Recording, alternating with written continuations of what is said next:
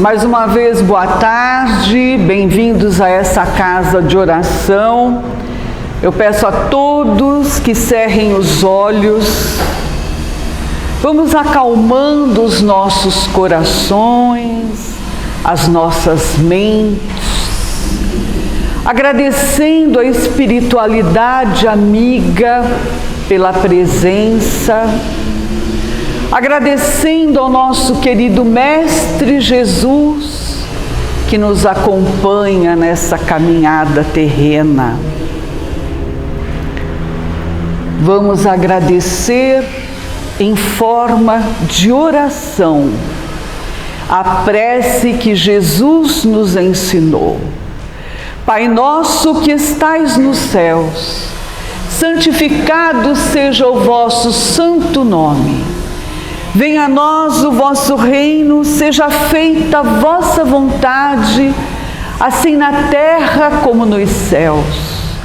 O pão nosso de cada dia nos dai hoje, perdoai as nossas dívidas, assim como nós perdoamos a quem nos tem ofendido, e não nos deixeis cair em tentação, mas livra-nos de todo mal, porque teu é o reino, o poder e a glória para sempre, que assim seja. Com essa oração, pedimos permissão para iniciar o Evangelho da tarde, que ele nos traga luz, conhecimento, para que possamos aplicá-lo no dia a dia e a cada dia mais subirmos na escala evolutiva. Que assim seja. Boa tarde, amigos queridos. Então vamos iniciando o nosso estudo do Evangelho do Livro dos Espíritos nessa tarde, agradecendo a Deus porque nos permitiu estar aqui para esse aprendizado do qual nós necessitamos tanto. Então, como a nossa querida Lígia falou, no Livro dos Espíritos, a questão de hoje, ela nos pergunta o seguinte. Ela diz lá na questão 893, qual a mais meritória das virtudes? Então, entendendo primeiramente, na explicação que os Espíritos nos dão, do que vem a ser virtude. Virtude é todo o movimento que nós fazemos em prol de nos melhorarmos e todo o esforço que nós fazemos em deixar algum dos nossos vícios, dos nossos maus hábitos, dos nossos arrastamentos no mal para trás. Olha, é sempre muito difícil a gente abrir mão, às vezes, de hábitos ruins que a gente arrasta uma vida inteira ou até mesmo por várias vidas. E todos os nossos erros, equívocos, maus hábitos, vícios, todos eles têm origem principalmente em dois problemas muito graves, que são o egoísmo e o orgulho. O egoísmo e o orgulho são o pai e a mãe de todos os outros defeitos que nós temos. E por que é tão difícil a gente se livrar dessas coisas, do egoísmo, do orgulho e de tudo que vem com eles, Os filhos do orgulho, a vaidade, a arrogância, a prepotência, a irritabilidade com os outros, a impaciência com os outros, e todos os filhos do egoísmo, a ganância, a concupiscência, tudo que tem a ver, então, com esses vícios fundamentais. Por que é tão difícil a gente se livrar de tudo isso daí? Porque, na realidade, pessoal, o egoísmo e o orgulho, eles estão fundamentados na nossa necessidade de autopreservação, que vem a ser uma lei divina também. Nós precisamos nos autopreservar, Nós precisamos cuidar de nós. E quando nós, lá na escala evolutiva, lá atrás, no passado, lá quando nós éramos, ainda mais animalizados, porque animal, do ponto de vista biológico mesmo, a gente é. Na biologia nós somos classificados como membros do reino animal. Somos animais. Mas nós estamos falando daquela animalidade selvagem, daquela animalidade menos racional. Quando nós estávamos nesse estágio no passado, digamos assim que o cuidar de si, o cuidar da autopreservação, da sobrevivência, aquela coisa de disputar o alimento, aquela coisa de disputar a água, disputar o espaço, fazia parte da nossa natureza. Então a verdade é que a gente ficou guardando parte disso em nós. Quando nós olhamos para um ser humano hoje, um homem, uma mulher, uma pessoa humana, quando ela está agindo da maneira mais egoísta, o que nós vemos? Nós vemos um animal feroz, querendo, pegando para si, tirando do outro, acumulando, olhando só o seu interesse.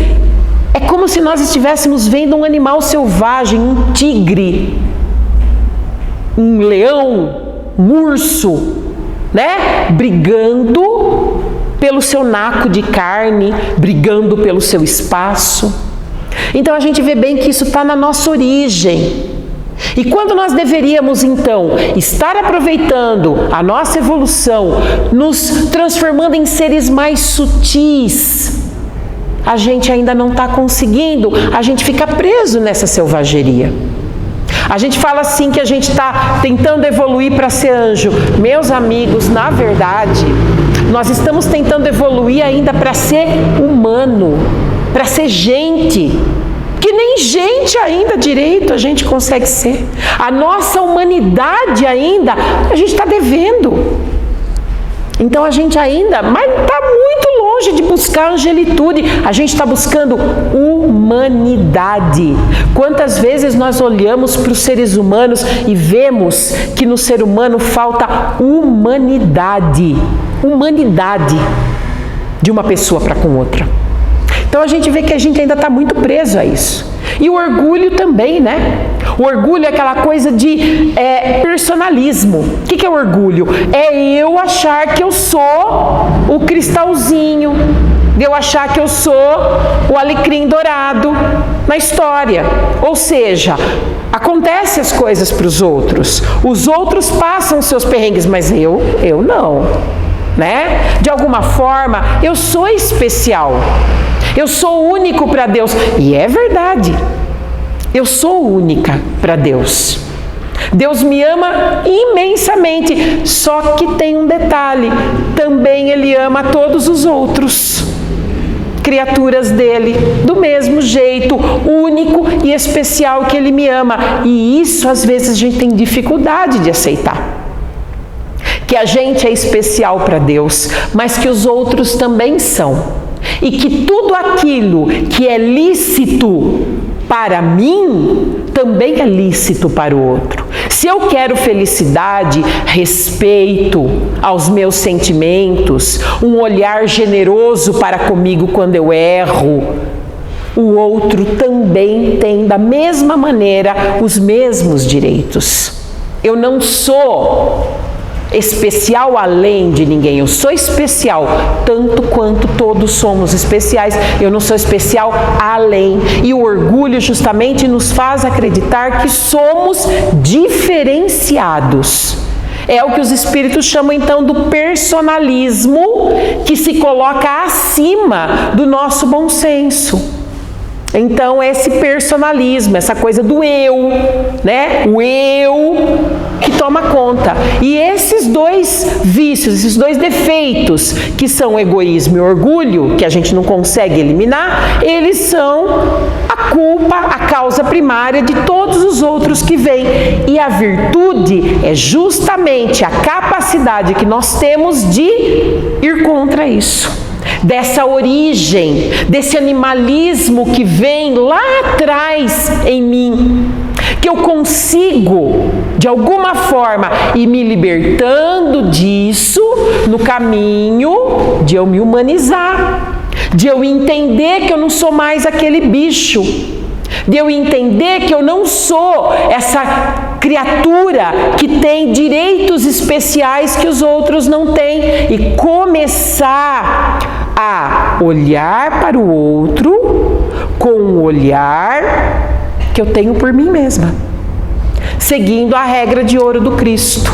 Fazei ao outro o que você quer que o outro te faça, não fazei ao outro o que você não quer que o outro te faça. Então a virtude tem a ver com isso.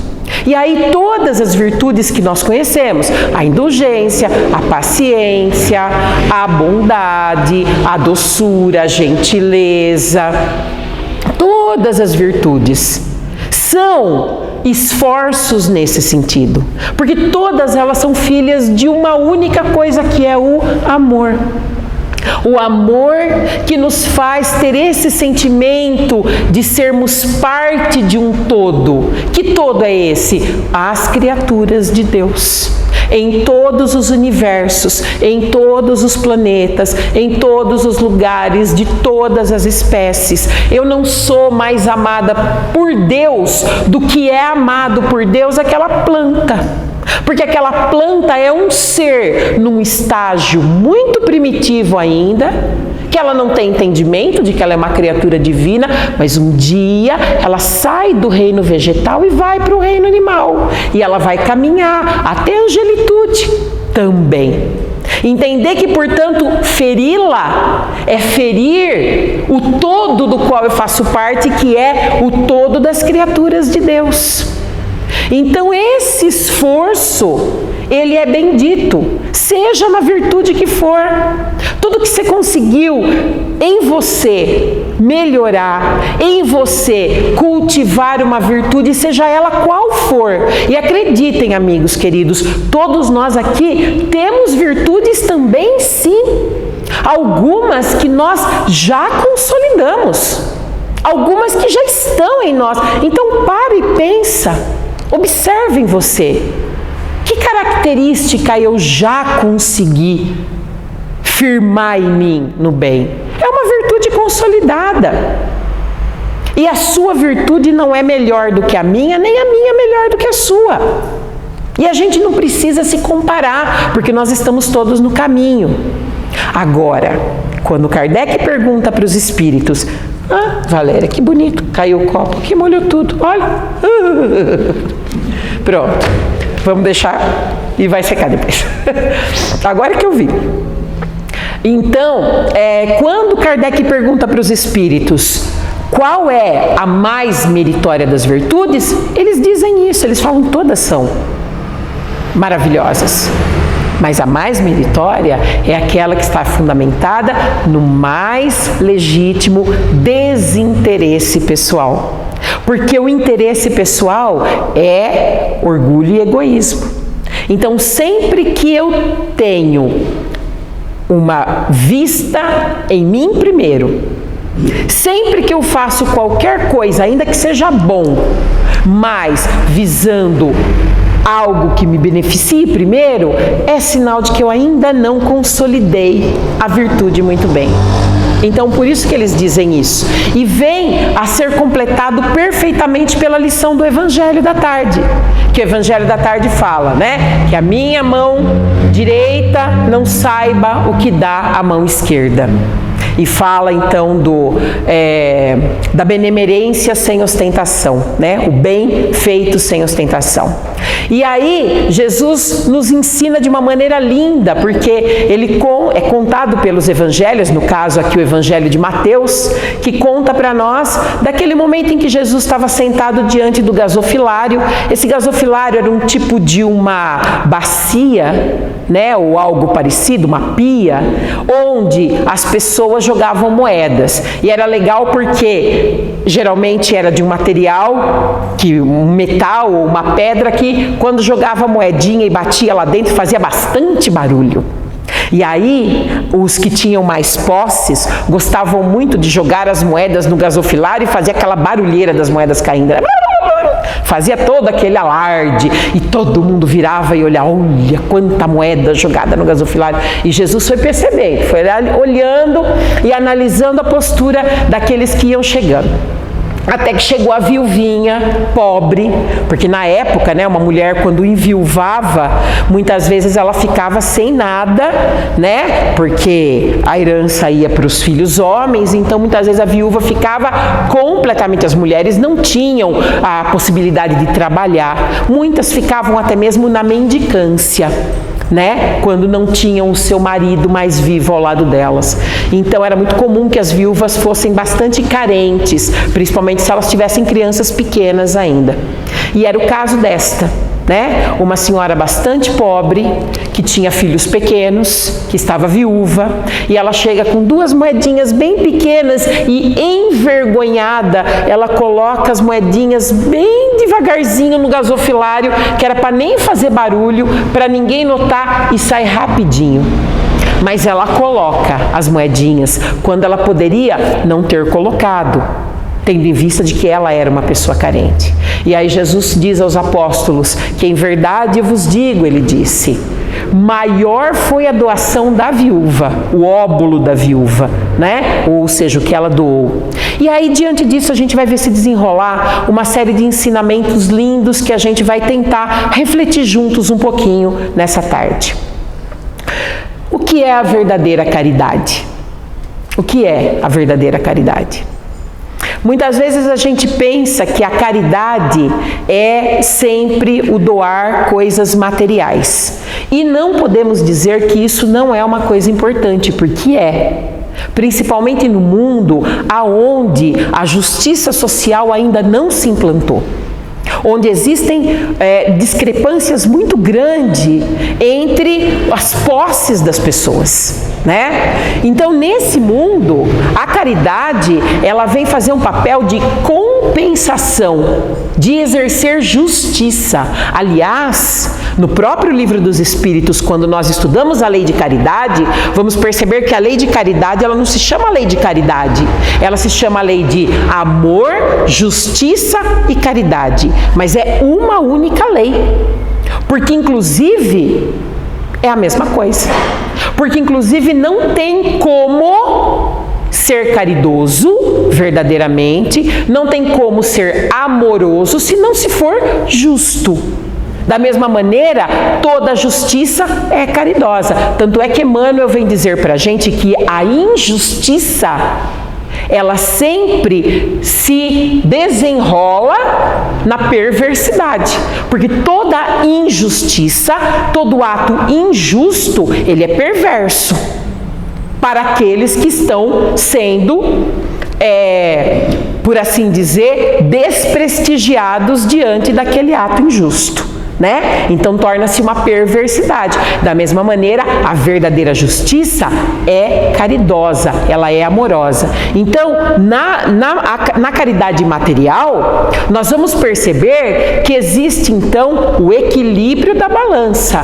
Aonde a caridade material entra, ela vai equalizar aquilo que deveria ser. Por exemplo, pessoas que passam fome, que passam frio, que não têm acesso à educação, que não têm uma moradia, vivem nas ruas. Numa sociedade verdadeiramente cristã, e isso está no Livro dos Espíritos, numa sociedade verdadeiramente cristã, ninguém deveria passar fome. Então, como no nosso mundo existe a miséria material, e bastante, não é? Como nós temos sim pessoas passando fome, pessoas vivendo nas ruas, nós temos pessoas que não têm acesso à saúde, não têm acesso a uma água encanada, não têm acesso à educação, né? Essas circunstâncias, elas precisam ser equilibradas. Quando nós, portanto, praticamos a caridade material, dando uma cesta básica, um lanche, um prato de comida, dando um agasalho para quem tem frio, nós não estamos fazendo nada além da mais pura obrigação dentro de uma sociedade cristã.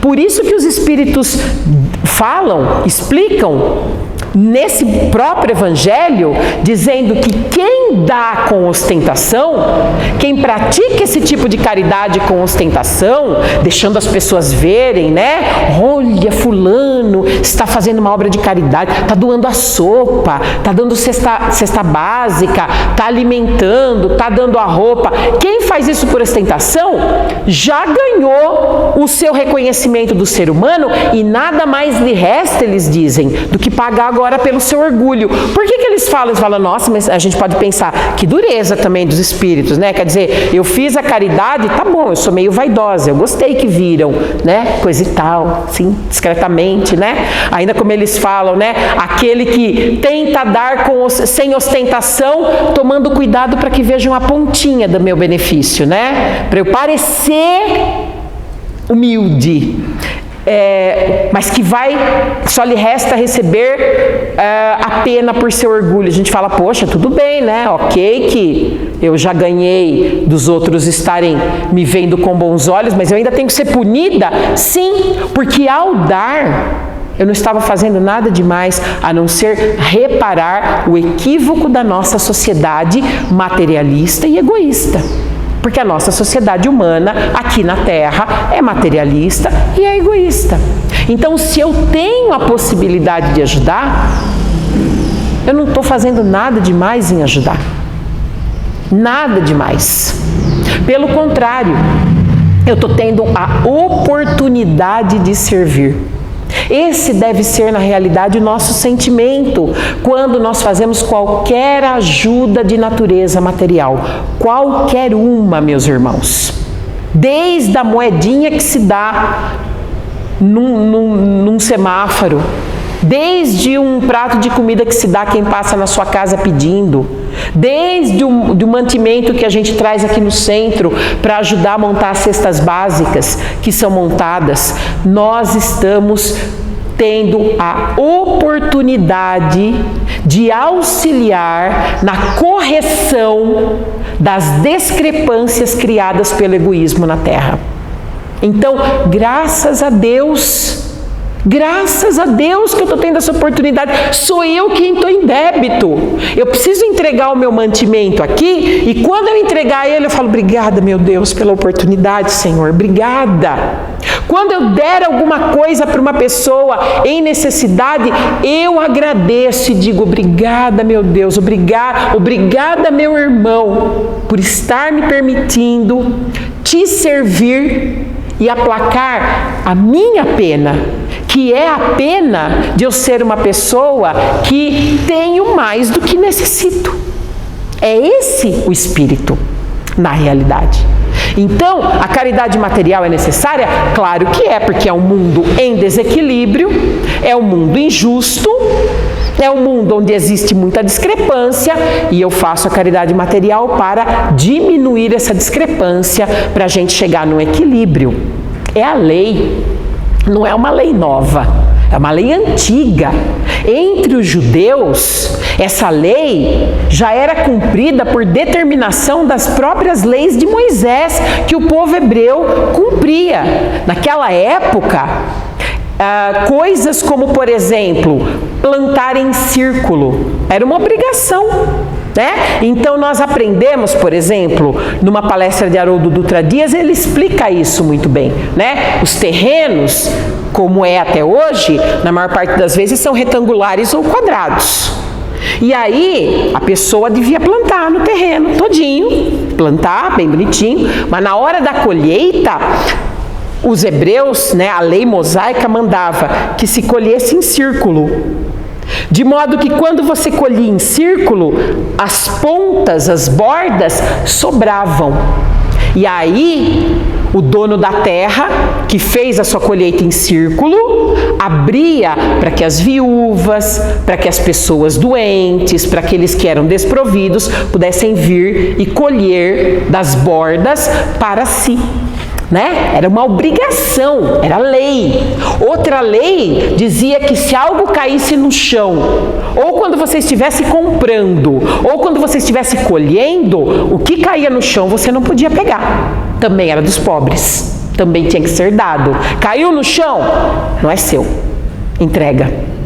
Era lei. Então você veja que desde há muito nós estamos sendo orientados pela espiritualidade superior, que nos vem através de Moisés, depois de Jesus, depois do próprio Espiritismo e de tantas outras formas. Nós estamos sendo orientados a ter esse equilíbrio.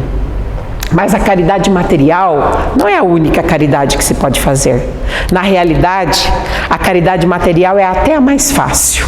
Principalmente quando a gente pode, né? Tem condições. A caridade mais difícil é a caridade moral.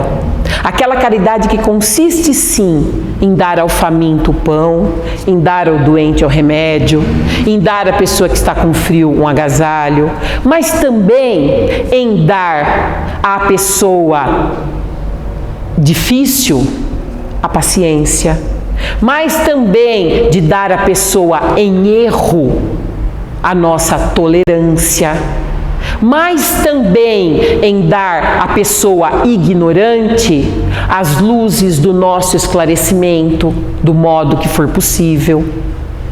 Tudo isso. E essa caridade muitas vezes é difícil, porque ao ignorante daquilo que eu sei, muitas vezes eu dou o meu desdém, o meu descaso, né? Ai, tá falando isso, mas que ignorância, não sabe. Não sabe? Então a nossa obrigação é esclarecer. Não é isso que diz o nosso codificador Allan Kardec? Espíritas, instruí-vos e instruí os vossos irmãos. Meus amigos, hoje, mais do que em nenhuma outra época na humanidade, como nós estamos precisando dos ensinamentos espíritas. Isso não quer dizer que a gente tenha que sair por aí enfiando a nossa crença espírita goela abaixo dos outros e desclassificando, desdenhando da educação que as pessoas tenham nas suas próprias crenças religiosas. Não é isso, né? Olha aqui, né? O livro dos espíritos você vai ter que ler, porque senão... Não é? Mas as claridades gentis que nós temos, o consolo, a palavra amiga, passar para as pessoas a certeza que nós temos na vida que continua. Para quem perde um ente querido, meus irmãos, para aqueles que perderam seus entes queridos agora na pandemia, para o Covid, ou para todos aqueles que muitas vezes enterram um ente querido, para aquele que está passando por um revés financeiro, para aquele que está vitimado muitas vezes de uma infidelidade, de uma injustiça. Conhecer, saber que essa vida é apenas mais um capítulo das muitas vidas que nós temos, que muitas vezes quando a gente passa por esses reveses da existência, por esses verdadeiros perrengues, como a gente costuma dizer, muitas vezes nós estamos quitando uma dívida do passado, aliviando o nosso espírito.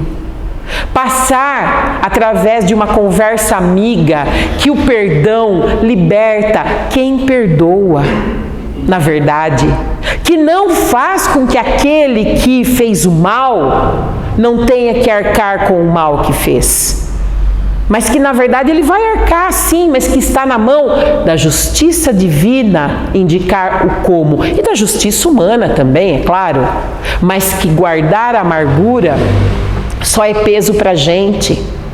Viver como quem acredita nisso, porque na verdade, muito mais do que falar para os outros, é o exemplo que a gente dá.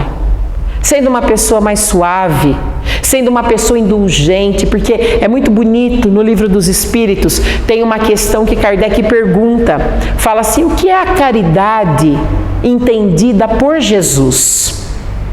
Olha que bonita pergunta. Que é a caridade como Jesus a entende. E aí os Espíritos falam, a plena benevolência para com todos,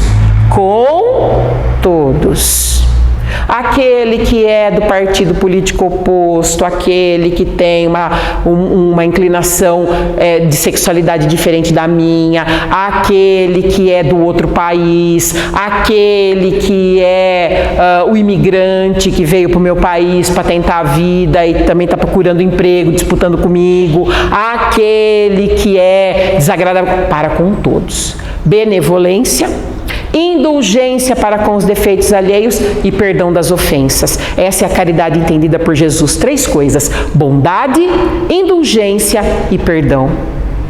Olha que coisa, né? Então, ser bom.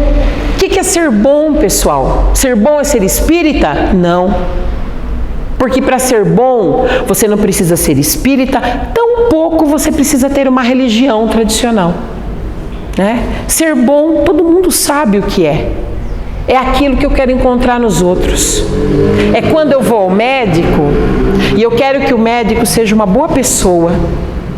É quando eu chego num balcão de uma loja e eu quero que quem vai me atender seja bonzinho comigo, seja bom para mim. É quando eu peço uma informação e eu gostaria que quem vai me dar a informação seja uma pessoa boa. É quando eu quero que o professor do meu filho seja uma boa pessoa e trate meu filho com bondade. Então, ser bom não precisa explicação. É fácil saber o que é ser bom. É o que eu espero dos outros. Numa palavra, numa resposta, numa informação, numa ajuda. Na hora que eu estou desesperado, o que eu quero encontrar, isso é ser bom. Para com todos, não perguntar nada, não cobrar nada. Indulgência, o que é ser indulgente? É olhar o outro como um igual a mim, com as mesmas necessidades e com as mesmas dificuldades que eu tenho. Quando ele expressa um defeito, que pode não ser o meu nesse momento, talvez um defeito que eu já superei, mas entender que eu tenho outros que eu não superei e que talvez ele tenha superado, e entender que nós estamos palmilhando a mesma terra, porque em essência nós somos iguais. Porque se eu fosse muito melhor do que qualquer um que está aqui encarnado na Terra, do que os 8 bilhões que estão aqui na Terra, se eu fosse melhor, eu não estava aqui. Então eu sou, em essência, muito parecido com todas aquelas outras pessoas que eu condeno, conhecidas ou, né, que convivem pessoalmente comigo, ou pessoas que são conhecidas nas mídias sociais, né, na televisão, que a gente critica com tão mais liberdade, né? Falamos mal daquela atriz, daquele ator, daquele cantor, daquele político, daquele isso, daquele aquilo. A gente não tem caridade nenhuma, indulgência nenhuma. A gente fala e explora o defeito da pessoa, na sua minúcia, né? Quando a gente faz uma fofoca, quando o fofocado em questão, né? O alvo da nossa fofoca, a gente vai aos detalhes da intenção. Meu Deus do céu, quantas vezes, que horror, né? Isso é falta de indulgência. Então, não fazer isso, ter leveza para com o meu jeito de olhar o outro, olhar procurando o que há de bom naquele outro. Olhar aquela pessoa perversa, condenada por um crime e tentar, sim, sabendo que ela vai ter que pagar pelo seu crime, mas tentar entender que alguma coisa naquela criatura levou aquele caminho. E quem sou eu para julgar se eu não vivi a mesma experiência? Isso é indulgência. E perdão das ofensas é poder caminhar adiante, não carregando mágoas, entendendo que se o outro me agrediu ou ainda me agride, isso é algo que ele tem que resolver com ele. Mas se eu resolvo, se eu escolho revidar ou guardar mágoa, isso é algo que eu tenho que lidar para mim. Então eu preciso me libertar disso. Em essência, meus amigos queridos, quando Jesus nos exorta nesse evangelho que a mão direita não veja o que dá à esquerda, não ajudar com ostentação, ele está nos exortando a aumentar o nosso nível evolutivo, deixando de lado as coisas da terra, valorizando tanto a opinião dos outros, valorizando tanto a minha personalidade, o que eu quero que as pessoas vejam, e confiando mais em Deus, na justiça de Deus. Porque se eu estiver fazendo algo de bom, é para Deus e por Deus que eu faço. Porque a obra nunca é exterior, a obra é interior. Peguemos, por exemplo, Paulo de Tarso. Ninguém aqui desconhece o quanto Paulo foi importante para o cristianismo. O quanto Paulo pregou no mundo, todas aquelas igrejas que ele fundou, Tessalônica, Corinto, e essa e aquelas comunidades todas, e foi por tudo quanto é lugar pregando. Onde estão essas igrejas? A igreja de Corinto, que era a menina dos olhos de Paulo, cadê a igreja de Corinto? Cadê Corinto? Alguém sabe onde está Corinto? Não tem mais. Cadê Roma e seus espaços maravilhosos? Hoje já está tudo tão mudado. Cadê tudo aquilo? Não tem. Então, a obra do Cristo principal, a partir do que Paulo fez, e é claro que a todos nós isso nos ajudou muito, foi em Paulo. Em Paulo. Porque Paulo, quando era Saulo, era um perseguidor de cristãos. Era um homem que acreditava no poder, na violência, na austeridade, na dureza. Acreditava. Era um homem que foi capaz de matar a muitos. E depois de tudo o que ele fez no bem, ele se transformou no exemplo da doçura, da bondade.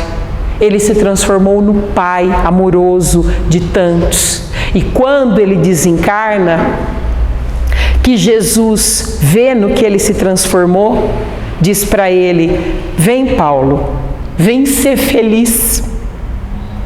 E apresenta para ele toda a felicidade que ele sempre sonhou. A obra do bem é dentro do nosso coração. A obra do bem é para nos transformar.